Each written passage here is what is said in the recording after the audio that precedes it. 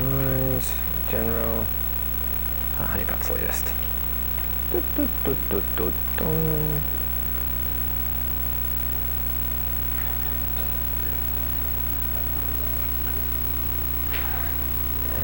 cool.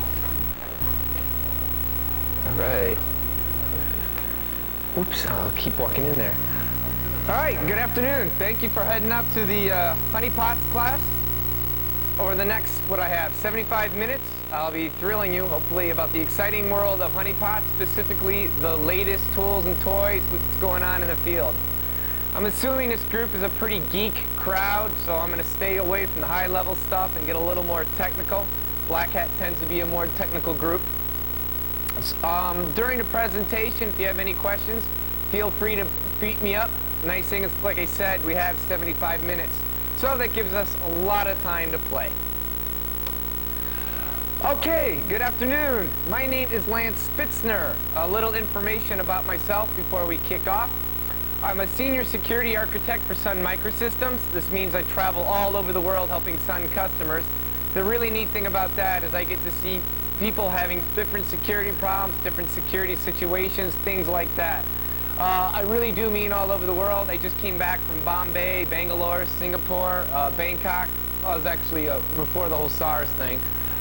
So what's really neat is I get a very global perspective. And to be honest, we all really have the same problems, same technology, same human issues, things like that. I'm really actively involved in honeypot technologies. It's really my passion, this idea of using this technology to turn the tables on the bad guys. I'm actively involved in an organization called the HoneyNet Project. We deploy these networks of honeypots around the world to be broken into, then watch the bad guys do whatever they do. I've recently written a book on honeypots called Tracking Hackers. If after this class you're really actually interested in this stuff, you may want to take a peek at it. I've actually got a spare copy if anyone wants to take a look. The Know Your Enemy book, we're now really working on a second edition. That's a book written by the HoneyNet Project members, and we hope to have that out beginning of next year. What's going to see in this presentation is a lot of times I tend to make analogies to the military. The reason being is I perceive cyber warfare a lot of times to be that, cyber warfare. I really base that on my experience. I was 7 years in the American military, 4 years in the Rapid Deployment Force. So at times I tend to take a military approach to information security. That's the reason why, just because of my military background. I know most folks in Europe, college is pretty much paid for. In the US, you don't, and that's actually how I paid for college. Go for 4 years in college and then 4 years in the Army. I don't know, the good deal, bad deal, I'll let you decide. Okay, now the idea here is we're going to be talking about the latest developments on honeypots, what we're seeing and what we're most likely going to see in the next couple of years. I'll touch lightly on what honeypots are, how they're used, things like that, but I'm assuming this group has at least heard of honeypot technologies, honeypots, and the basics of what they can and can't do. The plan of attack is this. I'm going to go ahead and just make sure we all agree on what a honeypot is. You'll be surprised. There's a lot of misconceptions and miscommunication about honeypots. Then we're going to talk about all the latest advances in what we call low interaction honeypots, and then all the advances that we have in high interaction honeypots. For the presentation today, what I'm really going to be doing is focusing on low interaction. If you're really interested in seeing where we're going with high interaction honeypots, Yob Dahaz and I, and we'll be presenting on that this afternoon at 5 o'clock when we talk about HoneyNets. I'll touch on it a little bit. Okay, honeypots. One of the big problems we have in information security is the bad guys have the initiative. Think about it. Our networks are big, fat, static targets.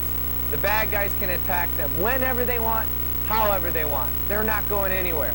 And I'm just not talking about your organizations. I'm not talking about ABN AMRO. I'm not talking about IBM.com. I'm talking about your connection at home. Just to get a feel, how many people here have a dedicated connection to the internet from their home? So it's cable, good grief, almost the entire group. Man, you guys are better than the US. Now, everybody thinks the US has great connection. We don't. You go to my house, and actually some of the folks here have been there. Yob's been there, some other folks. My house is 5 miles from Lucent headquarters, and and I can't get DSL, I can't get cable. I've had an ISDN line, and now I'm looking to get a T1 line put in, but it's pretty bad. Now what's really interesting though is the things I'm going to be covering here about the bad guys. We're going to touch on the bad guys just a little bit. It applies to your home networks just as much as it applies to the major organizations.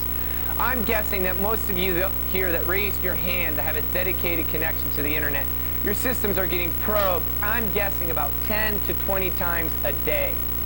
And when I walk out of here, I don't want you to just take my word for it. I really want you to go home and test your own systems. Take a firewall, get a honeypot or something like that, put it on your system, and just see how active the bad guys are. One really easy utility to do this is ZoneAlarm.com, or ZoneAlarm. Most of you know ZoneAlarm is a very simple, free, Windows-based firewall. And just it'll show the logs of how many times you're scanned. For the BSD weenies, try PF, IP tables, IP filter, the firewall of your choice. Just have anything with an IP stack and anything that can log the activity. You will be amazed at how active the bad guys are. And in many ways, this is because you're a big, fat, static target. Now, one of the greatest misconceptions I see a lot is people going, well, every time I connect to the internet, I get a dynamic IP address. It's a new IP address every time I reconnect or my cable goes down and I get a new IP. So they have this misconception that by having these random IP addresses, the bad guys will never target them. You're going to see here quickly that that is not the case. Just the fact that you have an IP stack means you will be attacked. Now, the other scary thing is not only do the bad guys have the initiative, but in the next couple slides, I'm going to show you the bad guys are getting much better. Actually, I shouldn't say the bad guys. I should say their tools. But I'll show you what I mean. Now, also, just by the way, everything I'm about to show you here was captured by honeypots. Most of it's by the HoneyNet project. One of the interesting things that we've seen, and this is just to demonstrate to you that the bad guys, and I really think the bad guys' tools are getting better. This is why you're seeing such an exponential growth in the activity on the internet. Last year, I would have told you your systems are getting scanned 10 times a day. 2 years ago, maybe 5. The reason you're seeing such a growth in activity is because the tools are getting better. What we're seeing in the HoneyNet project is every year a progression in the capability of tools. And don't forget, the vast majority of time, it's the ScriptKitty community that are using these tools. All you need is one talented individual to develop it and release it. So if the kiddies are using these tools, the very bottom feeders of the Black Hat community, just try to imagine what the more advanced Black Hats are doing. Here's an example of an Australian hacker. I know he's from Australia because, well, I'll tell you a story in a minute why we know he's from Australia. Anyways, what you're looking at is a snort decode capture of a packet. One of our honeypots have been busted into, in this case a Linux box. Bad guy busts into our box, sticks in a back door. What made this back door unique is it just passively sniffed for IP protocol 11. Now, what is IP protocol 11? Okay, that was my exact reaction when I sniffed this packet. What the hell is IP protocol 1? I mean, 11. 1 ICMP, 6 TCP, and 17 UDP. I hate that because what happens, you ever seen stupid little side story? UDP 17. When it's in hex, it's 11. So I always be confused. Is it 11 or 17? And it's interesting. Am I thinking decimal or hex? Anyways, what's cool here is what you're seeing is a command being sent to our honeypot. IP protocol 11 is stateless. It maintains no state, so he can spoof the source IP address. You're looking at a command being sent to the honeypot. So what we're seeing here is there's no open TCP, UDP ports or something. The honeypot's passively listening for IP protocol 11 packets, sees it, sniffs it, executes it. Now, what's even more interesting, though, is it's encoded right here. Hey, Yope, are you here? Okay, there he is. Well, the first thing I did is when we had this, remember, this is a honeypot. So what did we do? We grabbed the binary on it, and then I sent it to Yope. And I said, Yope, dude, whip out your elite forensic skills and reverse this bad boy.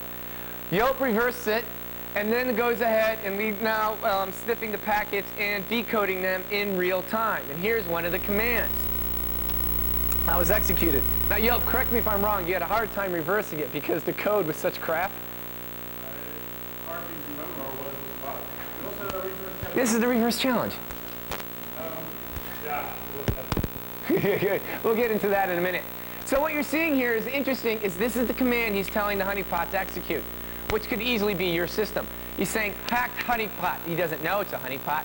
Go out to the internet, download this tool, execute this tool. Where he's downloading the tool from, you see the IP address? That's just another hacked computer. Why would they want to hack your computer? Maybe they want to use it for distribution.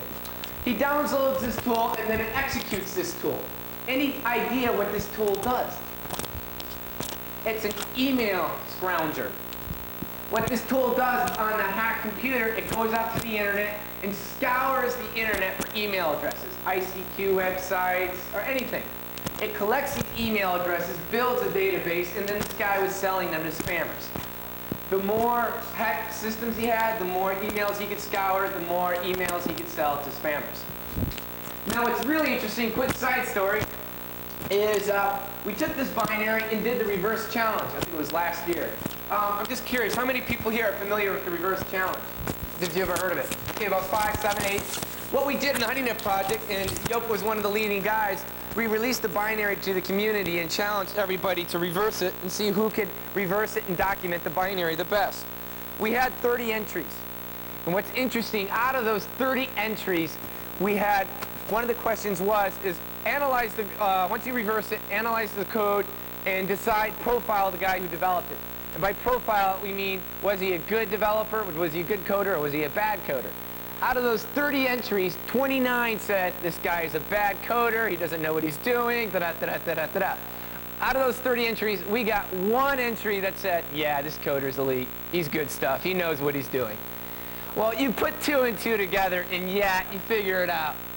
This guy that said that he was the good coder was obviously the bad guy.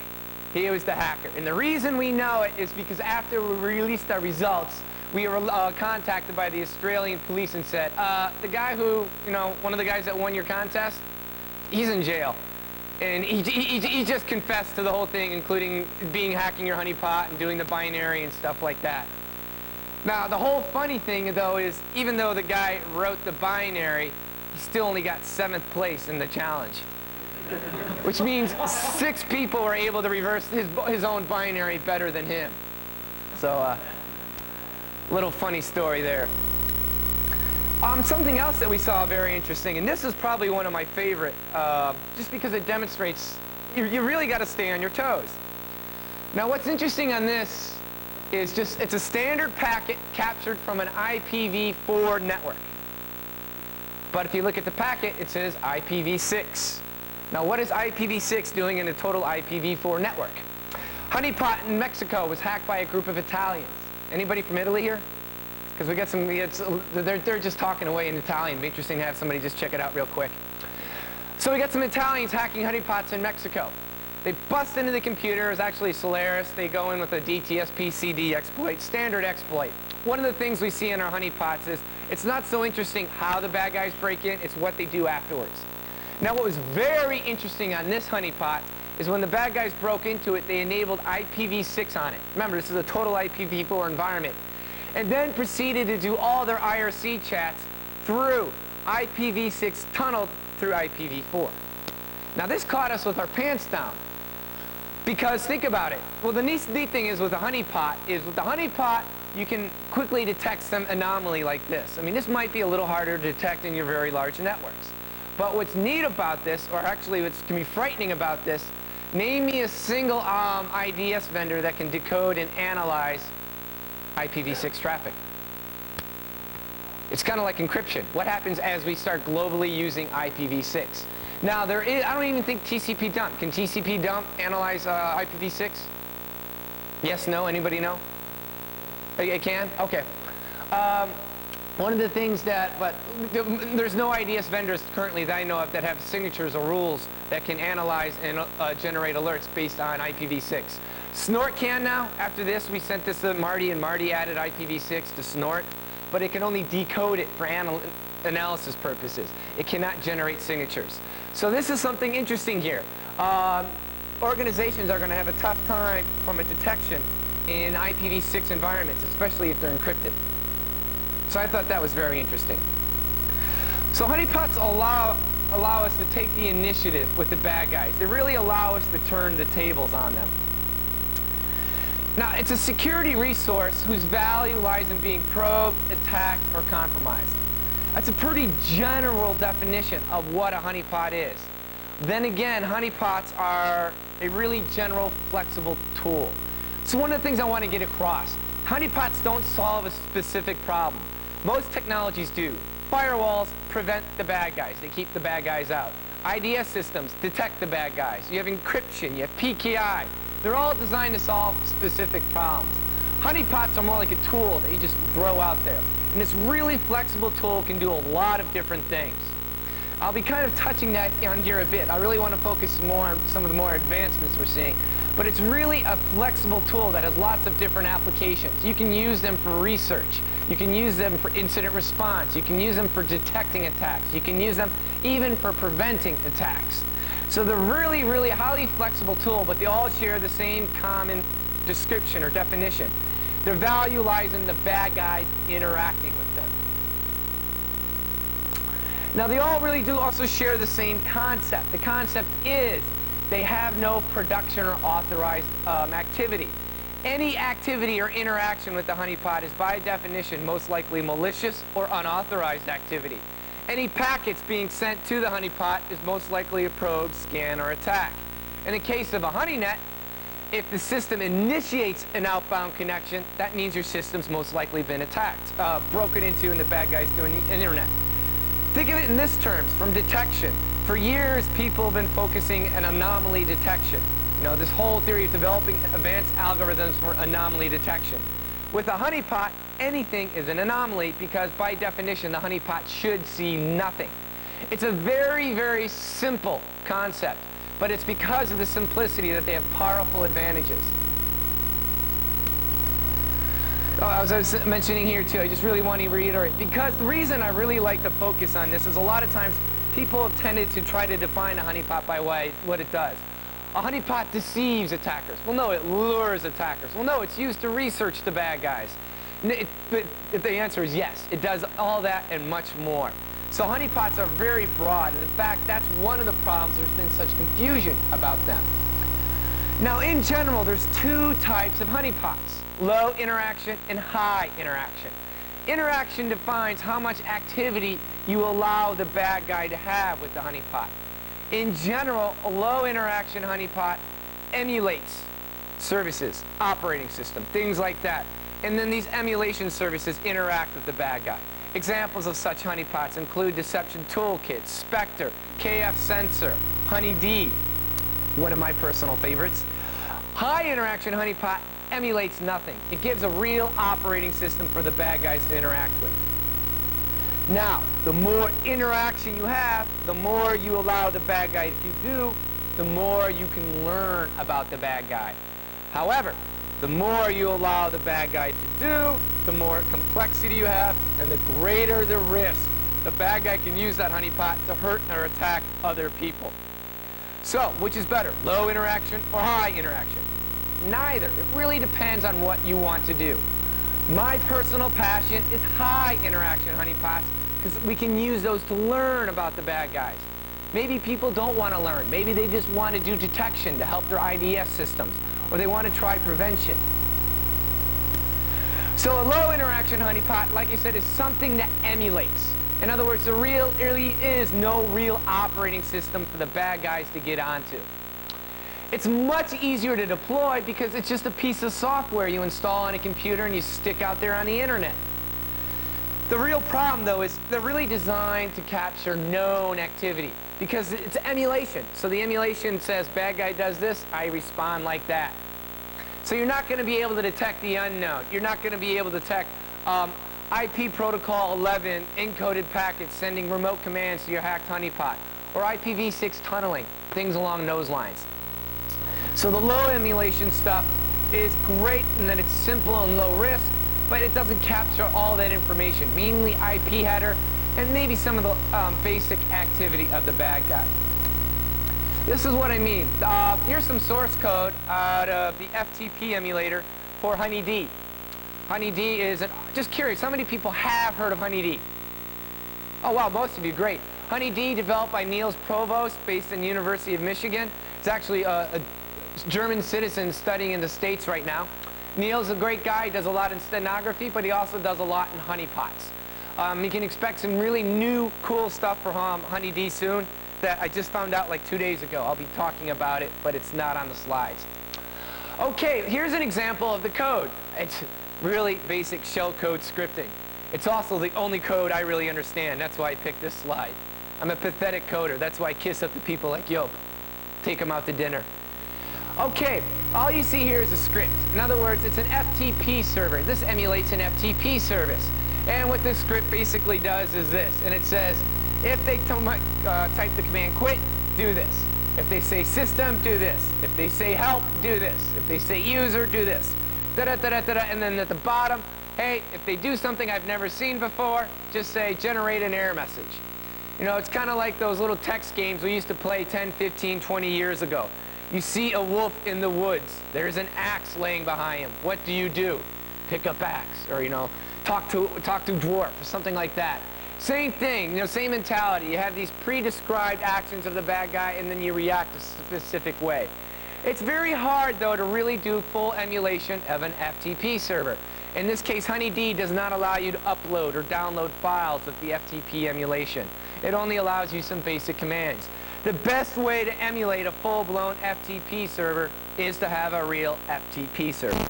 If you really want to learn what the bad guys are doing against FTP, or the Wara they're distributing, or things like that. High interaction honeypots. Information has different value to different organizations. Their whole purpose is to collect the information. Organizations that are very interested in high interaction honeypots are like the US government.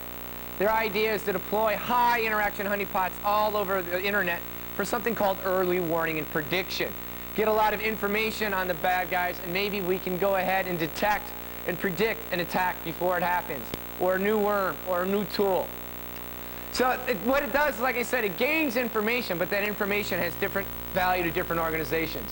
It does not emulate FTP. You install a real FTP server, or a web server, or database, SAP, whatever you want to put on that bad boy. Here's an example. This is a Mantrap. Mantrap, or actually it's now called Semantics Decoy Server, is another type of high interaction honeypot. You take a Solaris box, you install software, it creates 4 virtual cages, each cage independent of the others, and they're virtual operating systems for the bad guys to interact with. Here is an example of the type of the type of information a high interaction honeypot can get you. This should actually scare the hell out of you, because it scares the hell out of me. This is a very, very, very recent discovery by the HoneyNet project. We have not publicly released this yet. About a month ago, one of our Windows 2K honeypots was hacked. Once again, it was not interesting how the system was hacked. In fact, I forget how it was hacked. So what's interesting is the bad guys did after it. This Windows 2K honeypot was hacked by 2 different hackers in the same day. Hacker number 1, you see on the screen. Hacker number 2 had his honeypot, well, he didn't know it was a honeypot, hacked the system and had to join his bot. Most of you are sure familiar with what a bot or a botnet is, but just in case you're not, one of the things the bad guys are doing now is they own so many computers nowadays that they have to have some automated means of administering them. So they'll hack the computers, stick up an automated bot on it. The bot calls back to an IRC channel, and from that IRC channel, the bad guy can send commands to his hacked honeypots. His hacked computers, excuse me.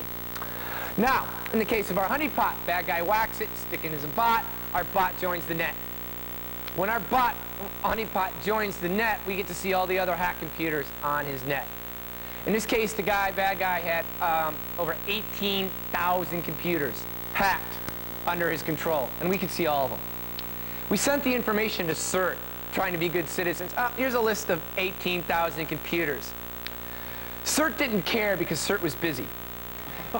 The Navy, the U.S. Navy, one of their contractors was hacked. I happen to know some friends in the Navy. Actually, DoD CERT.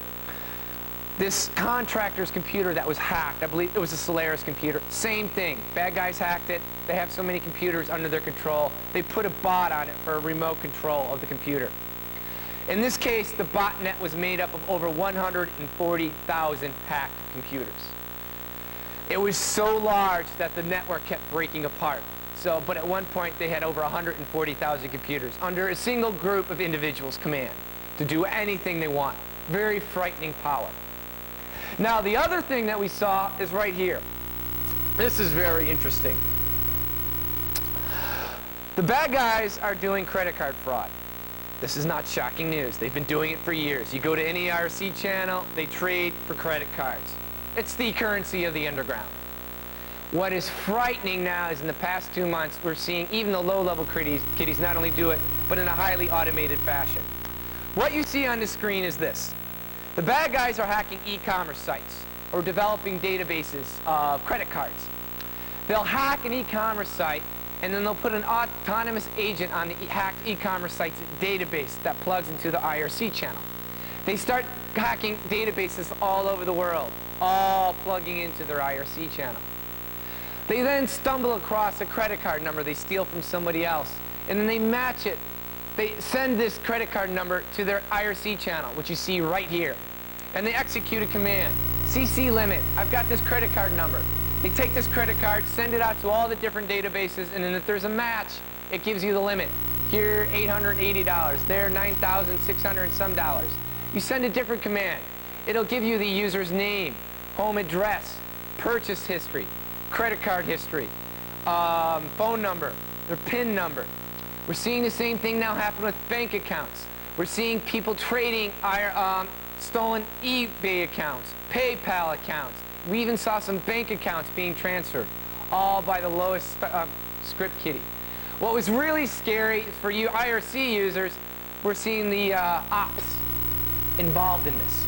The very same people who should be shutting this down are dealing in the stolen credit cards. You'll see, I want to do this. Is this the reason for identity theft? Why do they do this? Now that's a very good question. We actually have a profiler, a psychologist on the team. What was very interesting is this is so easy to do that the bad guys, it's not like they're trying to develop credit cards and sell them. There's so many stolen credit cards on the internet today that it's a buyer's market. The sellers can't sell them. So what would happen is you'd see a guy come up and go, hey, I want an account on Playboy. Somebody give me a credit card. Wham. Got a credit card? Wham, he's on Playboy.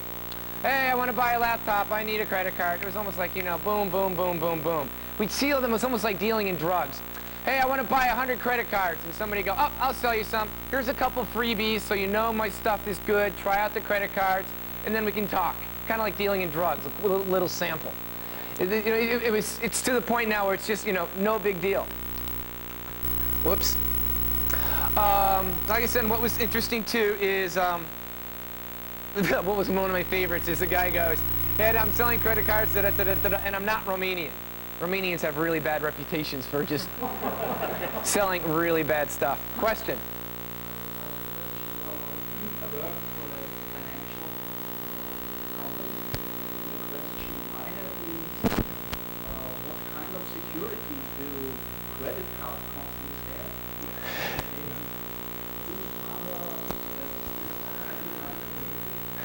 That's an excellent question. What kind of security?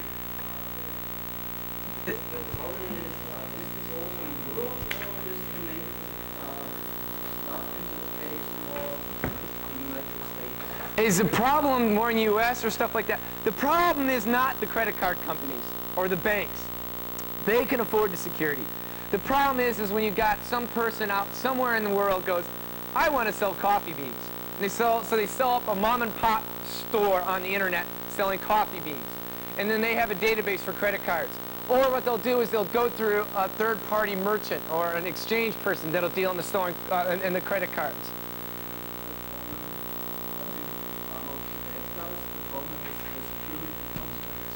Exactly. The problem is the security, especially in the smaller vendors.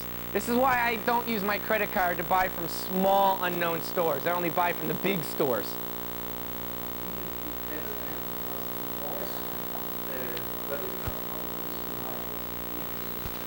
That's what the credit card companies are having a really big wake-up call.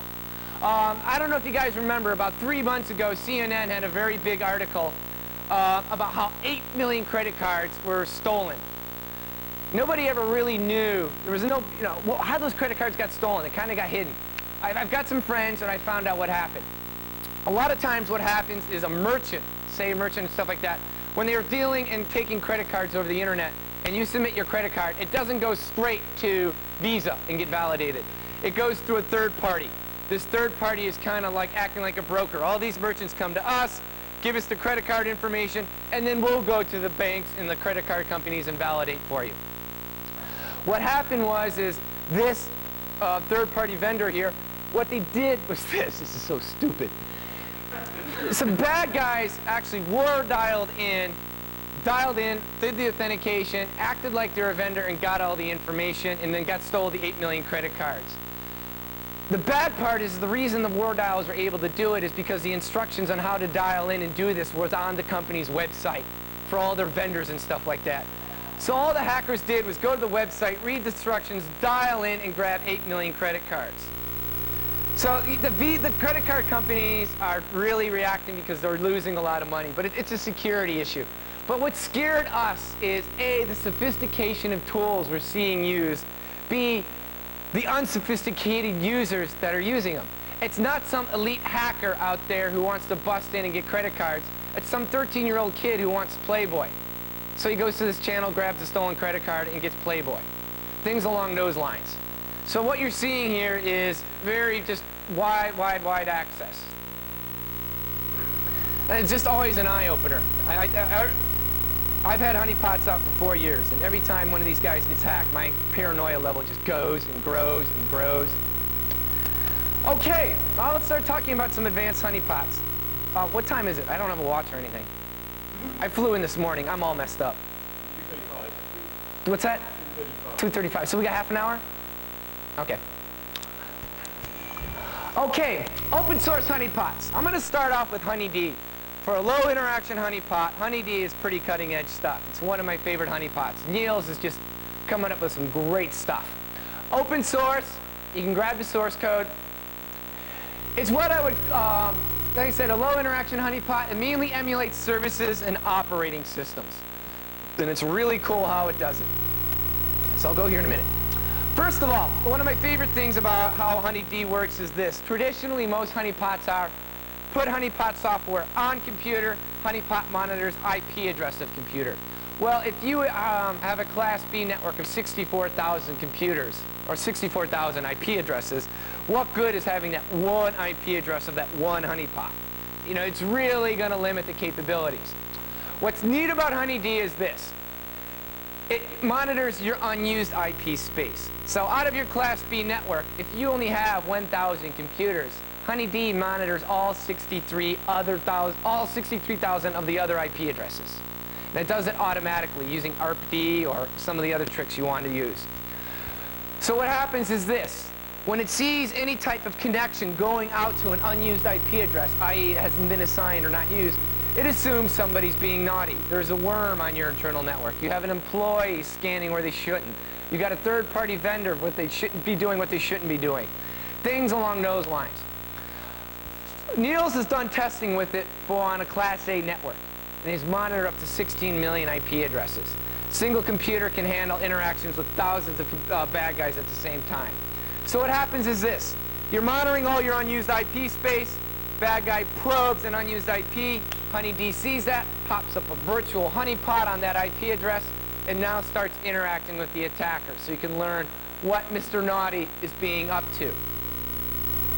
So this is kind of visually gives you an idea. Typical network, you have unused IP addresses. You see that in the vertical lines over here.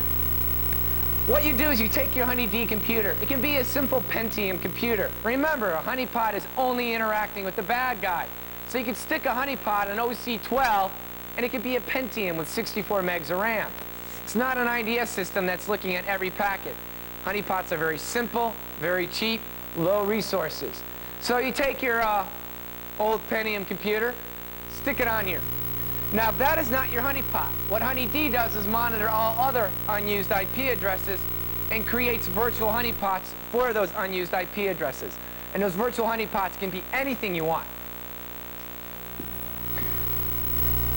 Now, what's really neat is this. Let's see here.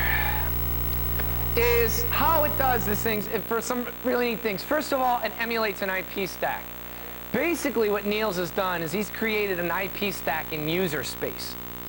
One of the biggest problems with traditional honeypots has been they emulate different computers at application level. I have a honeypot. It is now now a Microsoft XP server. And to emulate XP, if somebody connected to the web server, you would have IIS.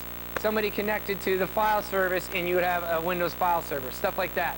But the underlying IP stack would be whatever operating system the software is installed on. So you connect, and you have an IIS web server, but you Nmap the bad boy, and you get FreeBSD. Whoa, that's a little odd. So what HoneyD does is takes it to the next level. Is not only do you emulate at the services, but you emulate the IP stack. You go ahead and you tell them that to port 23 and you get a Cisco login prompt, and then you Nmap the bad boy or Xprobe it, and it'll come back, whoop, Cisco iOS 11.1 or 12.2 or whatever.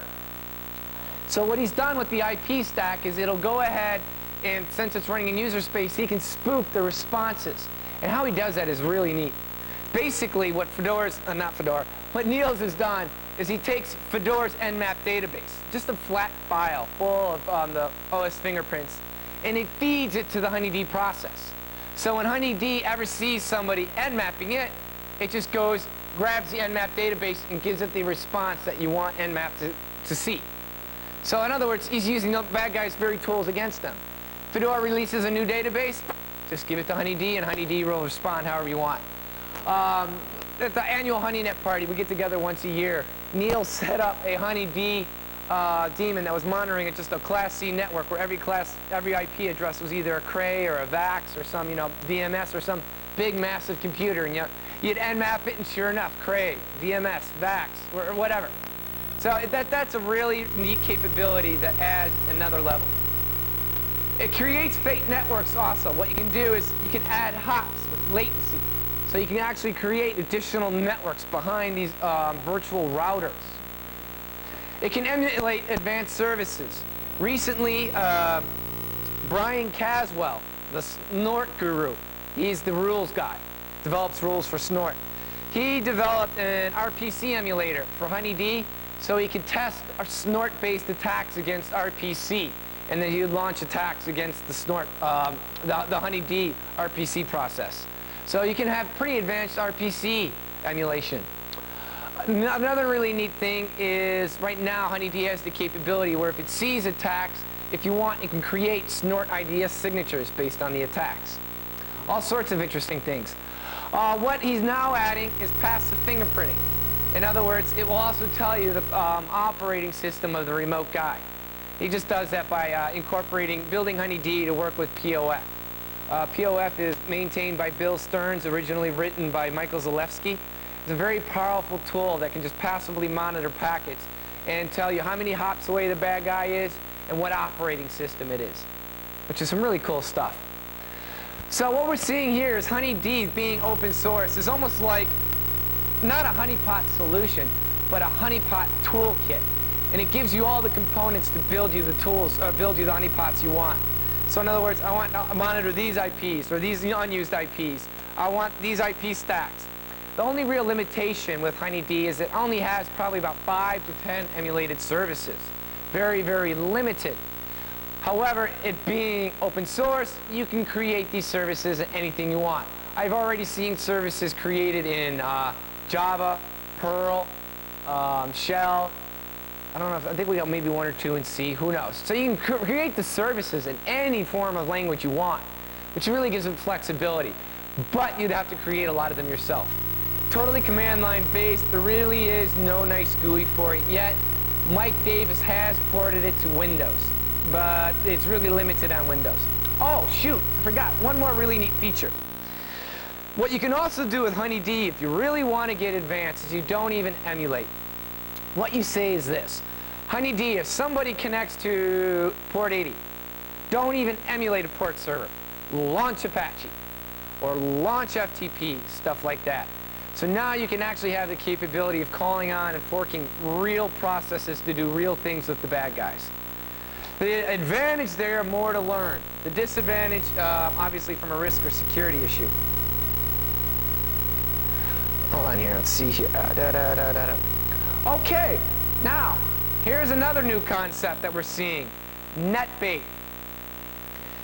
I like this because it really shows where organizations can go with honeypots. What NetBait really is a service. It's a honeypot farm.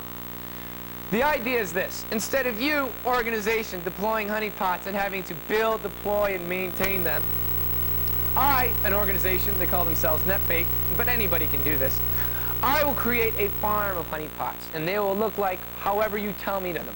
If you want SAP on Solaris, or if you want Oracle on AIX, tell me what you want, I'll build it in this honeypot farm. What you do in your organization then is you place these redirectors. So what happens is the bad guy is scanning your internal network. He comes across some redirector or something like that. All of a sudden he doesn't realize that he's been redirected to the honeypot farm. The advantage for you guys is you don't have to maintain any of the stuff, any of the infrastructure, but you'll have reports on when somebody's being naughty or what they're doing is naughty. So this is kind of like what it would look like. What you could do is this. You have your real network. Router, you have a single computer, this is your NetBait, this is what you really have. What NetBait could do is something similar to what HoneyD did. What HoneyD does is it creates virtual computers on all the unused IP addresses, or some of the unused IP addresses, whatever you want. And the bad guy sees lots of computers on your network. Well, what's really happening is those virtual computers he sees are really redirectors to this honeypot farm. So not only does the bad guy now have a hard time finding valid targets in your network, it's almost like chaff or something like that. He's got all these other targets, but these targets are redirected into a honeypot farm. So now you can really learn what these people are trying to do. Now, how do you redirect the bad guys? There's a couple of ways. You can proxy, but I don't like proxy, because now there's ways that bad guys could figure it out. My preferred method would be this. Where all these redirectors are, it's probably something like a layer 2 VPN device. So what happens is the bad guy is scanning your internal network or external or whatever, and then all of a sudden he sees a computer. What he doesn't realize is his packet's gone through a layer 2 VPN device, redirected, theoretically, that packet halfway across the internet to a honeypot farm, and he's interacting in a farm where they're in this controlled, contained environment where every action is being watched. Now, the nice thing about like a layer 2 VPN device is there is no IP routing, no TTL decrement, no proxying.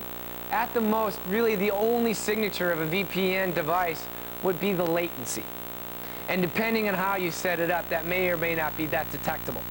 So this really has a lot of capabilities. Still, think about it. What if you as a large organization can do is create your own honeypot farm. You control everything. Then you got satellite offices, satellite internal networks.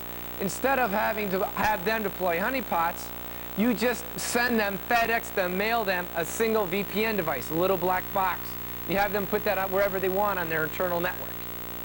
So now you made honeypot deployments really easy, but very powerful. Here's another concept. The HoneyNet project will be releasing this paper in about a month or two. We call it hot zoning.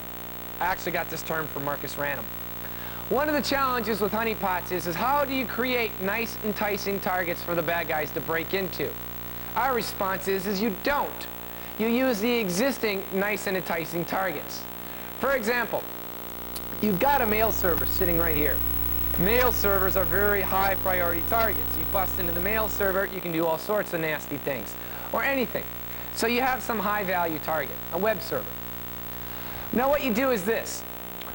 A mail server should have inbound SMTP traffic. If there's anything that is not SMTP based, redirect to the honeypot, which looks just like the mail server. But the bad guys won't realize they're interacting with a honeypot. So you put SSH on your honeypot. The bad guys probe the mail server. they don't realize that they've actually been redirected to the honeypot. And say they bust into SSH. Say you want them to bust into SSH. You don't care how they bust into it. You want to learn what they're going to do. Or you put bogus mail on there.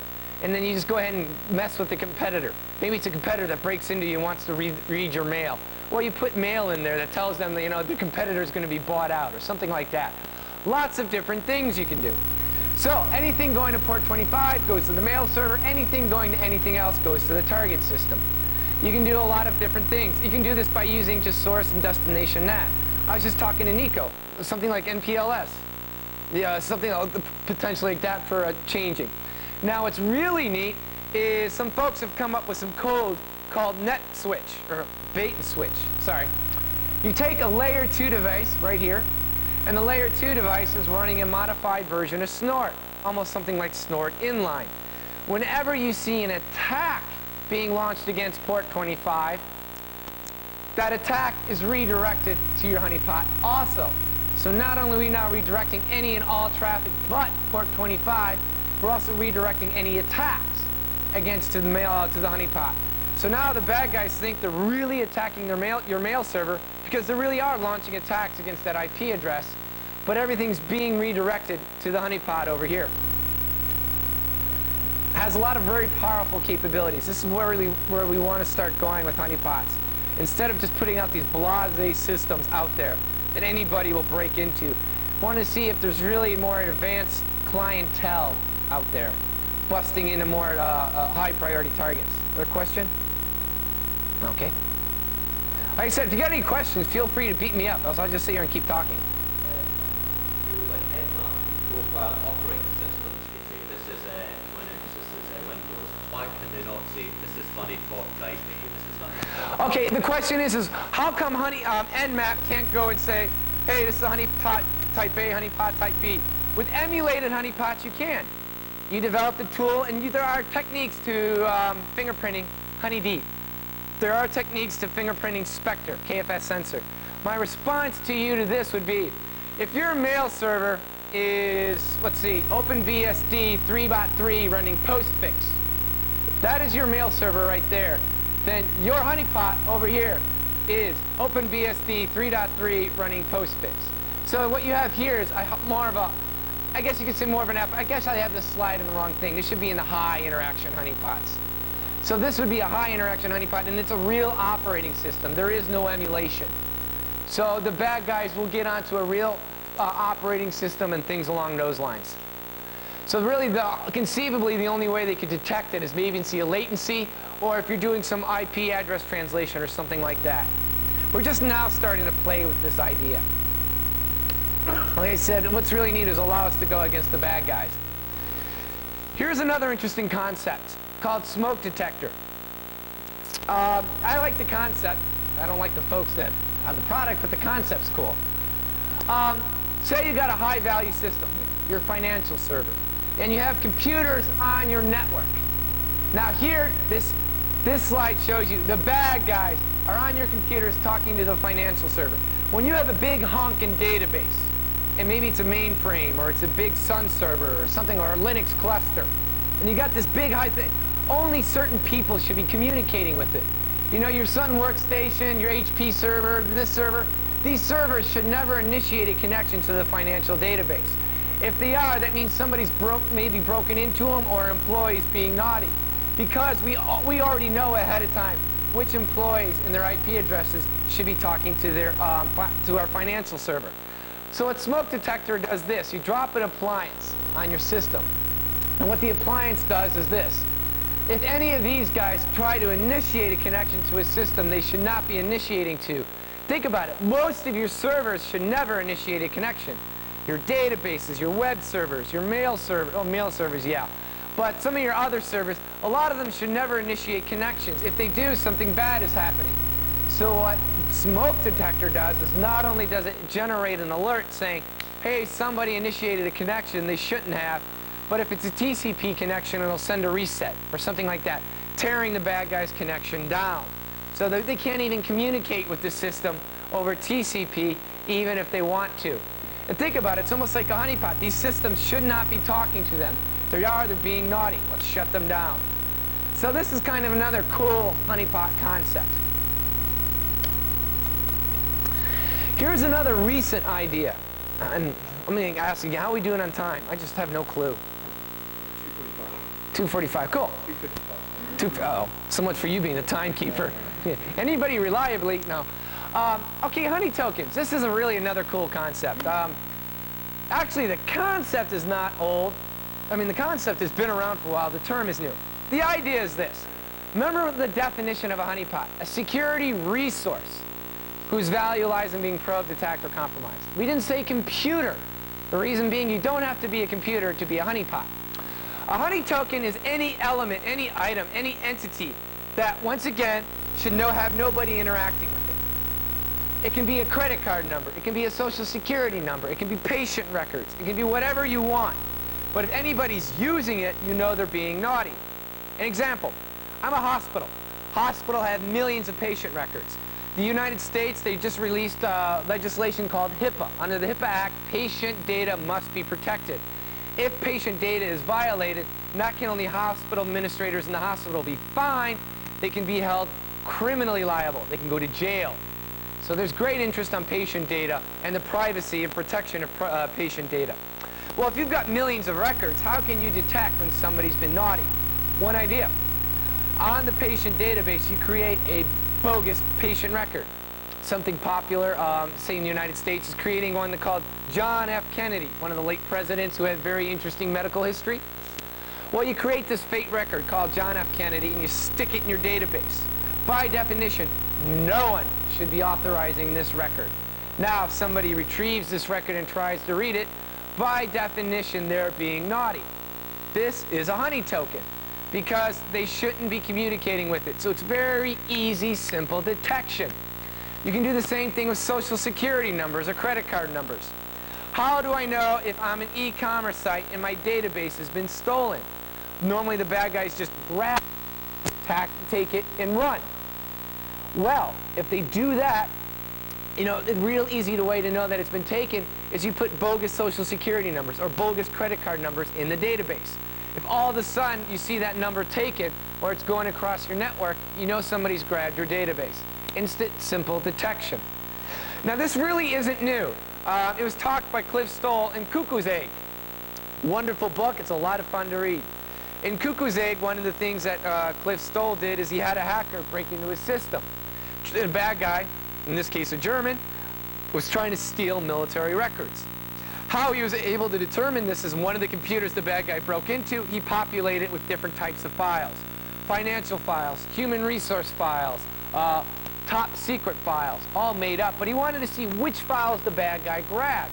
So he could determine, is this guy somebody out to make money by doing financial records, human resources, this military top secret?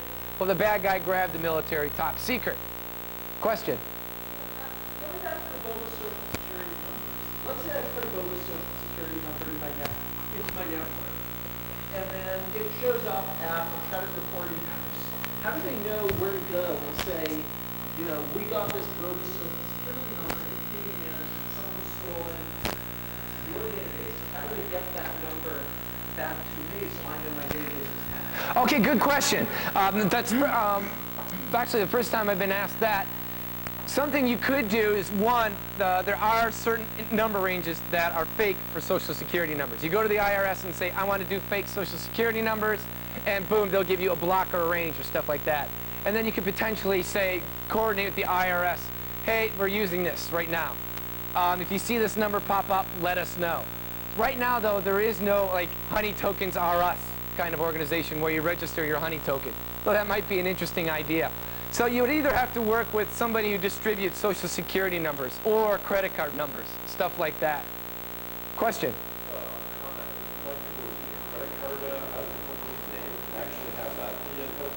Sure, sure. The question was, you know, register a credit card, have a $500 limit, and say, hey, if anybody uses this credit card, give us a call. You know what, that might be easier. I've been trying for a year now for a credit card company to give us credit cards, or just at least fake numbers. And they're very, very, they don't want to do it, but it's also very complex. Because you go to the credit card company, and the credit card company will go, well, it's really not our credit card, it's the bank that issues the credit card. So now you got to work with the bank. You go to the bank, and the bank will go, well, you really want to talk to the Secret Service. You talk to the Secret Service, and the Secret Service say, you want to talk to the credit card company. So you go around in circles. I've been through the whole loop twice. I gave up. So, but this is kind of a really neat concept because what it does is it really simplifies detection. For example, if you want to know an employee's been naughty on one of your file servers, just create an Excel document, call it whatever you want, and stick a big fat number in there.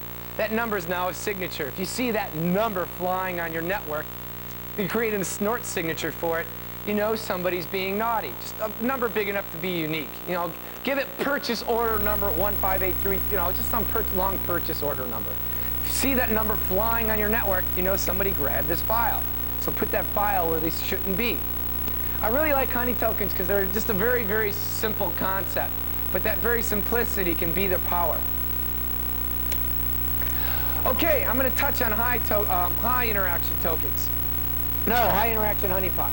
There we go. I'm starting to lose it. High interaction honeypots, like I said, are real computers to be really designed and hacked by the bad guys. This is where I get really excited about the potential of honeypots because you can learn so much. Most commercial organizations are not interested in high interaction honeypots. They're a lot of work and they don't do much for them. They're mainly interested in low interaction honeypots for detection or preventing attacks or like honey tokens. High interaction honeypots are a lot of work with a lot of risk. Now, who is interested in high interaction honeypots?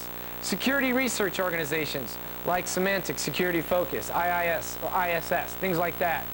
The military, the government, or universities. We work extensively with a lot of universities all over the place. And there's actually a lot of organizations within Europe that are doing a lot with high interaction honeypots. There's HoneyNet organizations in Ireland, the UK, Greece, Norway, and probably one or two others. I'd have to look. So there's a lot of interest in this, mainly from a research perspective or information gathering perspective. Now, I'm only going to touch on HoneyNets here for about 10 minutes, just kind of a high overview. If what you see here interests you, then you might want to see Joop in our presentation at, when are we doing it, Joop? 5? At 5, when we get into the more details of HoneyNets. I'm going to focus on HoneyNets just because they're open source. Really, the only other high interaction honeypot I know of is Mantrap, and that's like 10, 15, 20 grand. All right, HoneyNets, they're really used for research purposes. The high interaction honeypot. It's not a product, but an architecture. A real network of computers to be broken into. You don't install a piece of software and say, I've got a HoneyNet. You have to build a network of computers. And that's where the work comes in. The neat thing about is you can put anything you want into the network. You're interested in Cisco's latest iOS? Put that in there. You know you want SAP on Solaris? Put that in there. You want to see how VMS or VAX or Cray or whatever, put it in there. If it's got an IP stack, stick it in your network. And the idea is you want the network to be broken into so you can learn what the bad guys are doing. The whole concept of HoneyNets originally started is to learn how the bad guys break into computers. We quickly found, though, that really got boring. We started seeing the same tools, or every 6 months you see a new tool depending on the exploit. But what's really interesting is what they did afterwards. So that's really what we focus our research now on, as you saw with the credit card fraud. Some of the latest developments. I'm not going to go into cBACT2 because that's really the focus of our presentation later on. But some of the big things we've been developing in are Snort Inline, cBACT2, the bootable CD-ROM, and the user interface. Let's see, do I get select? Question? So what you're saying is that watching how they wreck into machines isn't that interesting. Is there a reason why you would suggest you're not catching much ODA? Yes, the excellent question. The question is why are we not seeing too much interesting? Why are we not catching ODA? Because the type of HoneyNets we're deploying. The type of HoneyNets we're deploying are simple systems of no value. They just, on my DSL, on my SDN, on this home network. So the type of clientele we tend to attract tend to be the kiddie types who don't care what honeypots there are. So we've caught a couple new ODA, like a Solaris DT attack, DTSPCD, when we saw it was the first time. We're seeing some other new interesting stuff when we see the development of tools. Where we want to go is to see the advanced attacks, the bad guys that go after the e-commerce sites, or like the CIA's mail server, or ABN AMRO's interface to the internet, that kind of stuff. That's where we're thinking more of the hot zoning, where you have real systems of real value, but you're redirecting traffic to the honeypots so you can see what they're doing. So excellent question. You've nailed the problem, is that we've only seen one type. Now the kiddies and all that activity probably represents about 90 to 95%. But what about that scary 5% we don't know about? And to be honest, what we want to do is also start deploying these on internal networks.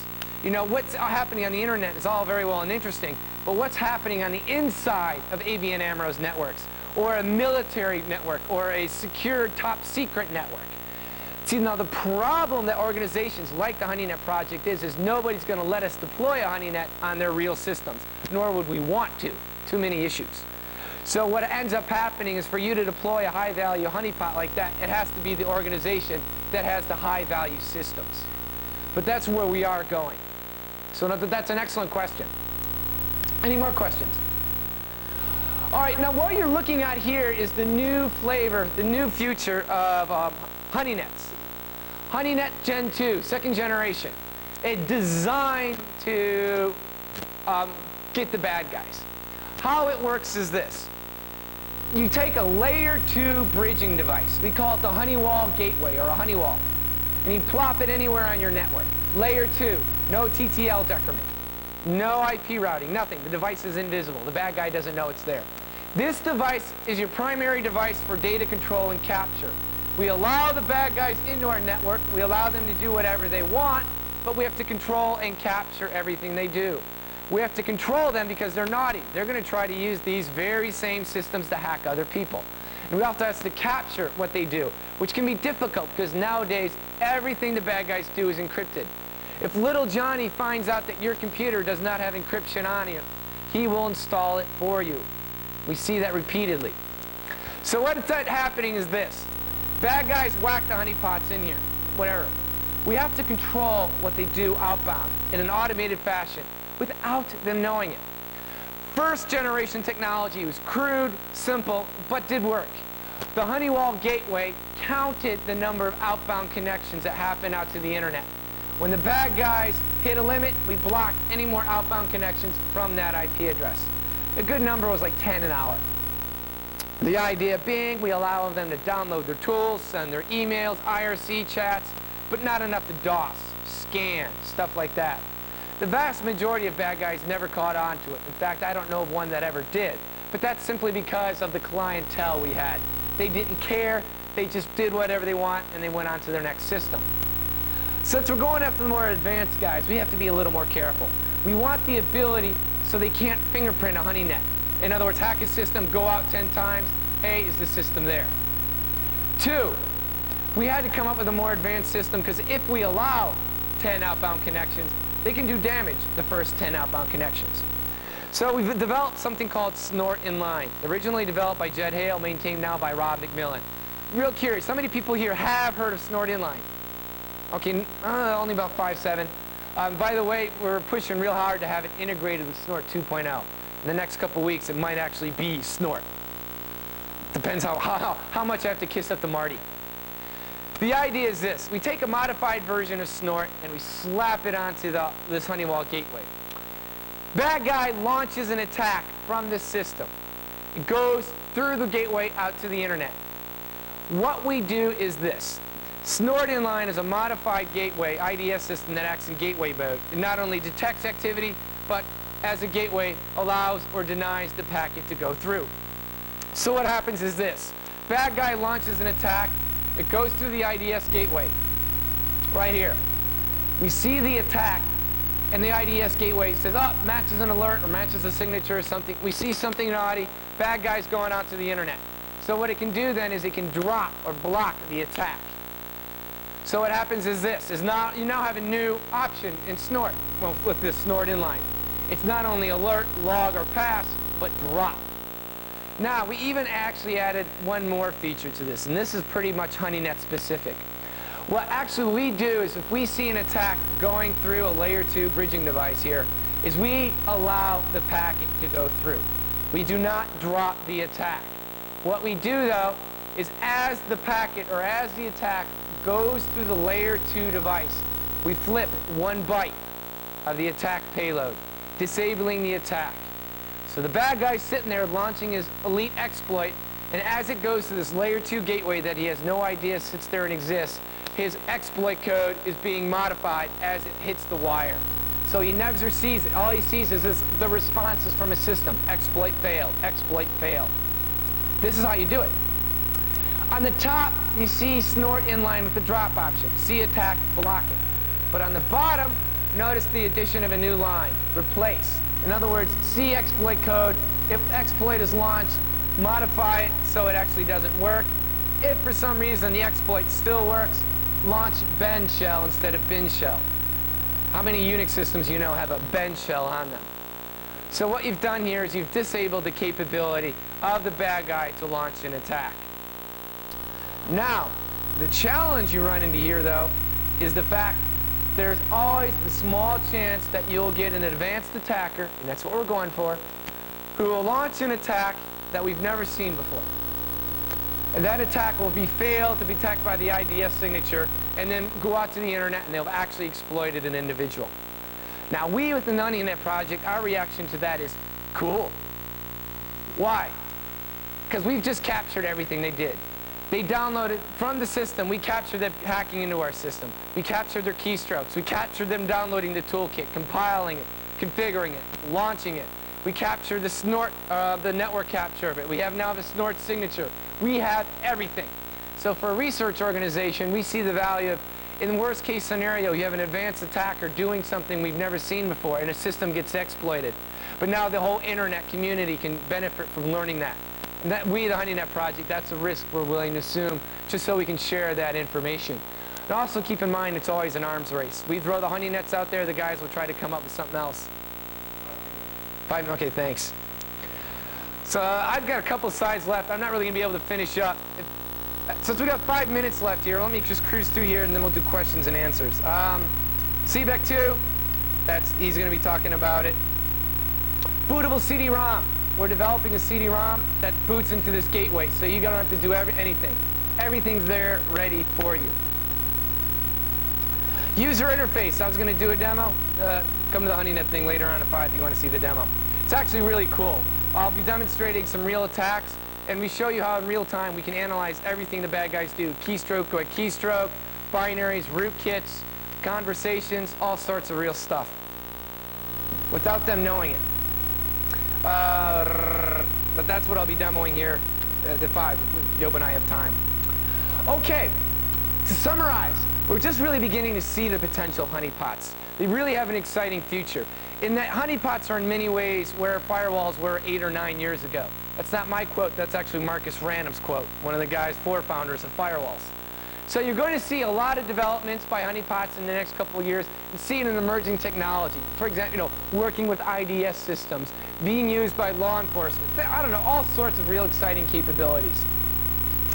If you're interested in learning more about honeypots, there's a website dedicated totally to honeypot technologies, trackinghackers.com. There's also a mailing list. Got about 6,000 people on it. Go and check out the mailing list there. Pretty low noise. All the new honeypot releases, the papers, the code, legal issues, stuff like that, you can find on the mail list. And then finally, if you're interested, the Know Your Enemy book. To be honest, the book's a bit dated now. If you're interested in getting it, I would actually recommend, go ahead. Hopefully my publisher is not here. But I recommend holding off, wait till we come to the new version next year. The book's that much outdated. The Honeypots Tracking Hackers one is actually much more recent. It just came out a couple months ago. All right, we've got a couple minutes left. Any more questions? Question? Legal issues. Legal issues are highly complex. First of all, a lot of misconceptions about legal issues. Best thing I can say is in 2 weeks I'm releasing a paper on the legal issues of honeypots because I could talk about them for an hour. A lot of misconceptions. It's not nearly as big deal as people make them out to be. A lot of ways they have the same legal issues that firewalls or IDS systems have. I worked on a paper with the Department of Justice in the US and Jennifer Granick. I'll be releasing it in a couple weeks. The big problem is everybody in this room represents a different country with different legal issues. because everybody's got different law. It can't be that simple because your interactive honeypot, if you're letting that attacker back in. Like I said, most honeypots, it's not an issue. High interaction honeypots where you're capturing their conversations, it can be an issue. Believe it or not, a hacker may have some privacy rights. May, depending who he is, where he's coming from.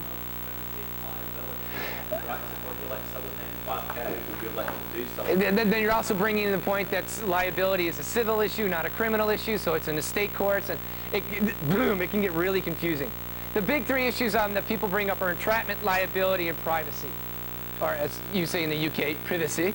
But entrapment's not an issue at all. I can kill that later on if you're interested. Anybody who says, just real quick, my little tirade, if anybody says we can't use a honeypot because it's a form of entrapment, you instantly note somebody is talking about honeypots that has no right to because they don't know what they're talking about. They have not researched the facts. I can pinpoint you a variety of lawyers who will confirm entrapment is not an issue for a variety of reasons. So if somebody says honeypots are entrapment, you can put on the little idiot headlight because they don't know what they're talking about. Question? There was a question here? Go ahead.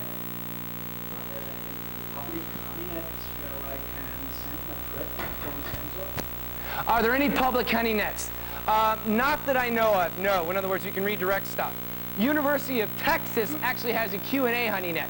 We send all our latest code there, and they test it out in this massive honey net where all the students will red tag it. It's almost like they have capture the flag, but the flags are within honey nets. And there's all these wars and war gamings going on. And if anybody's interested, I can put you in touch with the UT folks. But no, there's no like public honey net where we say come and play or redirect or something like that. Well, I'll tell you, come up to me afterwards and beat me up. I think we'll do one more question if we have time, and then go ahead. The gateway stuff. You said that the sensors that attacks will redirect whoever to The hot zoning? Yeah, the gateway itself redirects the attacker to the honeypot. Yes. Can't there be some sort of a mechanism with host-based IDS? If it sends some sort of an attack, then it will redirect to the honeypot. That's a cool idea. I didn't even think about that. Host-based IDS, if you see an attack, the bad guy interacting with the host-based IDS, return your ACK response to that system with a known honey token in there. The honey token goes back to the attacker. That honey token goes through your layer 2 gateway. The layer 2 gateway now knows that source IP address is bad and redirect it to the honeypot the next time he sends a packet. Sure, that'd be kind of a cool idea. NetScreen, no. There's a product that kind of does that already. And I totally forget their name. We'll do one more question and we'll call it quits. If you're interested in legal issues, I'll talk about it, and if there's anybody who's flapping off about entrapment, send them my way and I'll shoot them dead. Question? I know it just frustrates the hell out of me.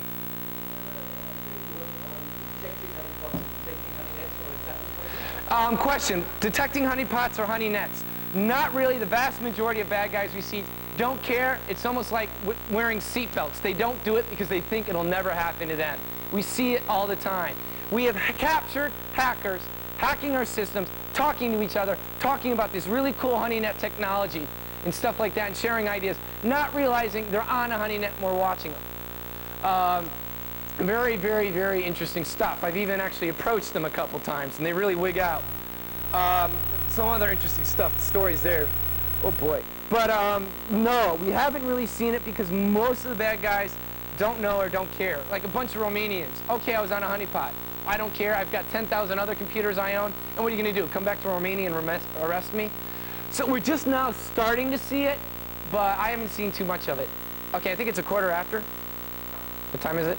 Okay, I don't want you to be late for your next class. If you got any more questions, come beat me up. Otherwise, feel free to go to the website or shoot emails.